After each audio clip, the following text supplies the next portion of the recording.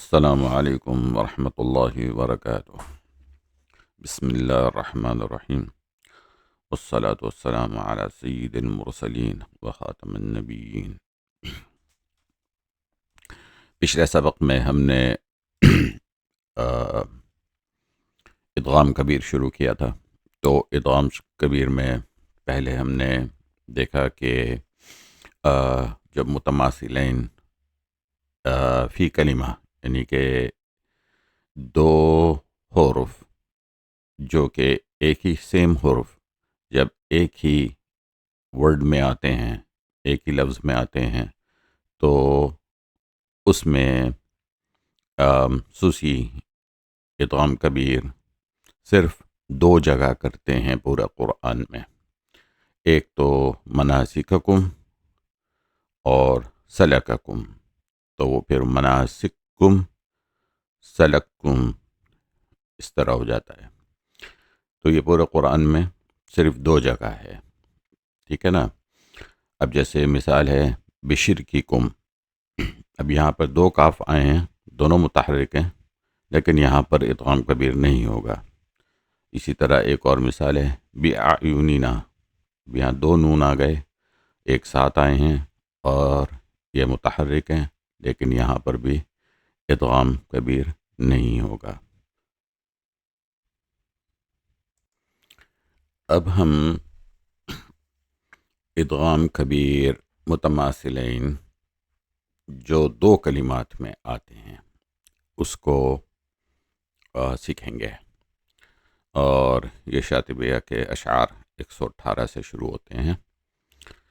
تو متماثلین یعنی کہ سیم حرف، ایک ہی حرف، ایک حرف اس لفظ پہ ختم ہوتا ہے، پہلے لفظ پہ ختم ہوتا ہے، اور دوسرا حرف اسی حرف سے شروع ہوتا ہے۔ تو یہ اس کی متماثلین کی ایک ہی تعریف ہے، ٹھیک ہے نا۔ تو متماثلین یعنی کہ مدغم پہلا حرف، لاسٹ حرف پہلے لفظ کا، اور مدغم فی پہلا حرف دوسرے کلمہ کا، ٹھیک ہے۔ تو اس سے دو حروف جو ہیں ان میں کیسے ادغام ہوگا یہ دیکھتے ہیں، اور کہاں ہوگا اور کیا نہیں ہو، کہاں نہیں ہوگا، اور اس کی کیا شرائط ہیں کہ کب یہ ہوگا اور کب یہ نہیں ہوگا۔ تو یہ علامہ شاطبی نے اشعار 118 اور 119 میں فرمایا ہے، جس کی مثالیں ہم یہاں پہ دیکھتے ہیں۔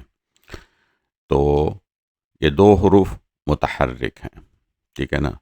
ایسے الرحمن الرحیم، ٹھیک ہے نا، یہ میم مدغم ہے، اور یہ میم جو ہے متحرک ہے، اس میں کسرہ ہے یعنی کہ زیر ہے۔ اور پھر دوسری آیت جو آتی ہے، یا دوسرا اس کا پہلا لفظ جو ہے مالک ہے، تو وہ میم سے شروع ہو رہا ہے، یہ مدغم فی ہے، تو یہ بھی متحرک ہے کیونکہ اس کے اوپر فتح ہے۔ تو اس کی ادائیگی ایسے ہوگی، جب یہ دو میم مل جائیں گے تو پہلا میم کو ساکن کر دیں گے، مدغم کو، جو الرحمن الرحیم کا ہے، اور اس کے بعد اس کو دوسرے لفظ کے پہلے حرف جو میم ہے اس کے ساتھ ملا دیں گے، اور جب یہ ملا دیں گے تو اس کے بعد شدہ ہو جائے گا، تو پھر مالک کا میم جو ہے وہ مشدد ہو جائے گا۔ تو یہاں پر آپ کو تجوید کا اصول شدہ کا ادا کرنا ہوگا۔ تو یہ پھر کیسے پڑھیں گے اس کو؟ اس طرح سے الرحمن الرحیم مالک یوم الدین، الرحمن الرحیم مالک یوم الدین۔ اس کی دوسری مثال فیہ ھدی للمتقین، اب یہاں پہ دو ہا آ گئے، پہلا ہا مدغم جس کے مکسورہ ہے، کسرہ اس پر، اور دوسرا ہا ہدی للمتقین، یہ اس میں ضمہ ہے اور یعنی کہ پیش.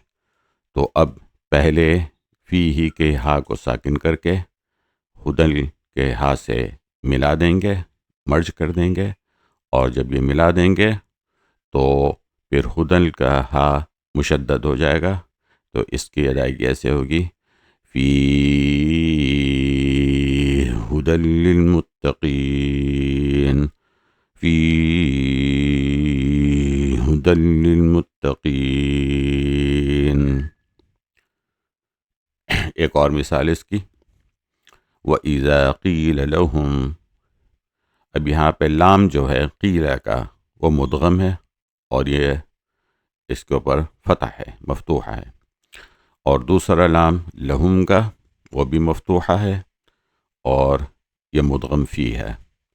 تو اب قیلہ کے لام کو ساکن کر کے لہم کے لام مفتوحہ کے ساتھ ملا دیں گے، اور جب یہ ملا دیں گے تو اس میں پھر یہ شدہ ہو جائے گا، مشدد ہو جائے گا لہم کلام.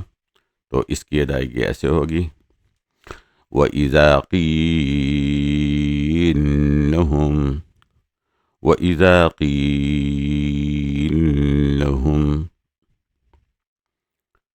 ٹھیک ہے نا؟ وَإِذَا قِيلَ لَهُمْ. اسی طرح اس کی اور چند مثالیں دیکھتے ہیں. جیسے یہ ہے، أَوَلَا يَعْلَمُونَ أَنَّ اللَّهَ يَعْلَمُ مَا يُسِرُّونَ وَمَا يُعْلِنُونَ. تو اب يَعْلَمُ مَا، یہاں پر دو میم آ گئے ایک ساتھ، ٹھیک ہے نا؟ تو پہلا میم جو ہے مضمومہ ہے، اس پہ ضمہ ہے، پیش ہے، اور یہ پہلے کلمے کا ہے تو یہ مدغم ہو گیا. اور ما یسرون، ما کا میم مدغم فی ہے اور یہ مفتوحہ ہے، اس پہ زبر ہے. تو جب یہ کیسے ادائیگی ہوگی اس کی، یعلم ما، یعلم ما. تو اس کو ایسے پڑھیں گے، اولا يعلمون ان اللہ يعلم ما يسرون وما يعلنون. اولا يعلمون ان اللہ يعلم ما يسرون وما يعلنون. اسی طرح ایک اور اس کی مثال دیکھتے ہیں، وَنَطْبَعُ عَلَى قُلُوبِهِمْ. اب یہاں پہ دو عین ایک ساتھ آ گئیں، اور مدغم جو ہے وَنَطْبَعُ، عین جو ہے وہ مضمومہ ہے، اس پہ ضمہ ہے، پیش ہے، اور یہ مدغم ہے. اور اعلیٰ کا عین جو ہے مفتوحہ ہے، یعنی کہ اس کے اوپر زبر ہے، اور یہ مدغم فی ہے.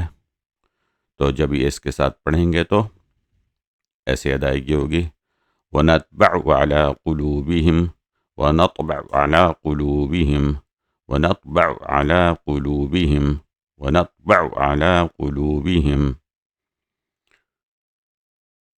سو ادغام سے مدغم فی مشدد ادا ہوگا. اس کی ایک اور مثال دیکھتے ہیں. اب یہاں پر دو واو ایک ساتھ آ گئے ہیں، خذ العفو کہ یہ واو جو ہے مفتوحہ ہے، یہ مدغم ہے، اور وأمر کہ واو مفتوحہ ہے اور یہ مدغم فی ہے. تو اس کی ادائیگی کیسے ہوگی؟ اب یہ دو واو مل گئے، پہلا واو کو ساکن کر کے دوسرے سے واو مدغم فی کے ساتھ ملا دیں گے، اور اس میں پھر وہ واو مشدد ادا ہوگا. خذ العفو وامر بالعرف. تو یہاں پر ایکچولی ایک اور اصول بھی آتا ہے کہ امام سوسی جو ہے یہ وامر کے جو حمزہ ساکنہ ہے تو اس کا ابدال کر دیتے ہیں الف سے، تو وہ وامر پڑھتے ہیں، وامر نہیں پڑھتے. تو اس لیے اس کی ادائیگی اسی کی ہے، وخذ العفو وامر بالعرف، خذ العفو خذ العفو وامر بالعرف، خذ العفو وامر بالعرف۔ تو امید ہے کہ یہ آپ کی سمجھ میں آگے ہوگا انشاءاللہ تعالی۔ تو اب جو ہے ادغام کبیر جو ہے جو ہم سیکھ رہے ہیں، تو اس میں ادغام کبیر ہونے کی کچھ شرائط ہیں جو کہ امام شاطبی نے اشعار 120 اور 121 میں بیان کی ہیں، اور یہ شرائط ایسی ہیں کہ اگر یہ کنڈیشنز ہوں تو پھر وہ ادغام نہیں ہوگا۔ تو اس میں سب سے پہلی شرط تو یہ ہے کہ مدغم یعنی کہ پہلا لفظ کا تا جو ہے اس کا جو مدغم ہے، پہلے لفظ کا مدغم تا متکلم نہ ہو۔ اگر یہ تا متکلم ہو تو پھر اس میں ادغام نہیں ہوگا، جیسے کنت ترابا، کنت ترابا، تو یہاں پر ادغام نہیں ہوگا، ادغام کبیر، کیونکہ تا مدغم کا تا متکلم ہے۔ اس کی دوسری شرط یہ ہے کہ مدغم کا تا مخاطب بھی نہ ہو، ٹھیک ہے؟ اور اگر یہ مدغم کا تا مخاطب ہو تو پھر اس میں بھی ادغام کبیر نہیں ہوگا۔ جیسے مثال ہے افانت تکرہ الناس، اب اس کا افانت، یہ تا جو ہے مخاطب ہے، تو یہ تا مخاطب آ گیا تو یہاں پر بھی ادغام کبیر نہیں ہوگا، یہ دوسری شرط ہے۔ تیسری شرط یہ ہے کہ مدغم پر تنوین نہ ہو، جیسے اگر مدغم پر تنوین ہوگی تو پھر ادغام کبیر نہیں ہوگا۔ تو یہاں پر اب واسع، یہ عین جو ہے مدغم ہے اور یہ اس پر تنوین ہے، تو ان اللہ واسع علیم، تو اب یہاں پر ادغام کبیر نہیں ہوگا کیونکہ یہ تیسری شرط ہے اور اس پہ تنوین ہے۔ چوتھی شرط یہ ہے کہ مدغم پر شدہ نہ ہو، یعنی مدغم مشدد نہ ہو، جیسے فتم میقات، اب یہاں پر میم پر شدہ ہے تو یہاں پر بھی اب ادغام کبیر نہیں ہوگا، تو ہم اس کو سیدھا پڑھیں گے فتم میقات ربی، تو اس پر ادغام کبیر نہیں ہوگا۔ تو یہ چار شرطیں ہیں، اور یہ چار شرطیں آپ اس کو یاد کر لیں کہ اس میں مدغم تا متکلم نہ ہو، مدغم کا تا مخاطب بھی نہ ہو، اور مدغم پر تنوین بھی نہ ہو، اور مدغم پر شدہ نہ ہو، اور اگر یہ چار شرطوں میں سے ایک بھی شرط آتی ہے تو اس میں وہاں پر ان کلمات میں ادغام کبیر نہیں ہوگا۔ تو یہ چند مثالیں تھیں کہ جو علامہ شاطبی نے اپنے حرز المعانی و وجہ التحوانی میں بیان کی ہیں وہ ہیں، لیکن یہ صرف چند مثالیں ہیں، اس میں بہت سی جگہوں پر آتا ہے ادغام، بلکہ ٹوٹل جو ہے ادغام کبیر متماثلین ایک کلمہ میں 2 جگہ آتا ہے، اور 2 کلمات میں 748 ٹائمز آتا ہے، یعنی کہ 748 دفعہ۔ تو ادغام کبیر متماثلین پورے قرآن میں سوسی روایت کے مطابق 750 مرتبہ آتا ہے۔ اس کی جیسے چند اور مثالیں آپ کو میں دے دوں، لیکن یہاں میں نے بورڈ پہ نہیں لکھی ہے، جیسے لذهب بسمعهم کتاب بالحق، صحیح ہے، الشوکت تکون حیث ثقفتموہم، النکاح حتی شہر رمضان، امر ربی، صحیح ہے نا.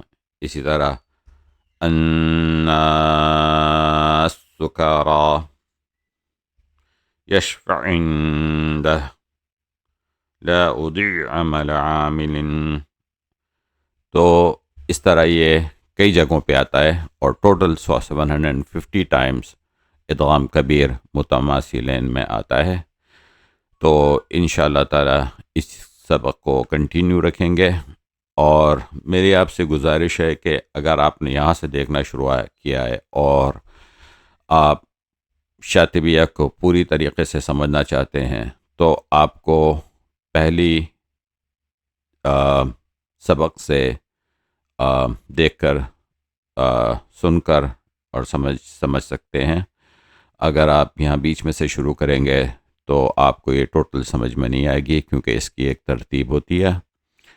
تو انشاءاللہ تعالی اگلے سبق میں ہم ادغام کبیر متماثلین کی اور کچھ مثالیں دیکھیں گے جو کہ علامہ شاطبی نے بیان کی ہیں اپنی کتاب حرز الامانی و وجہ التہانی میں.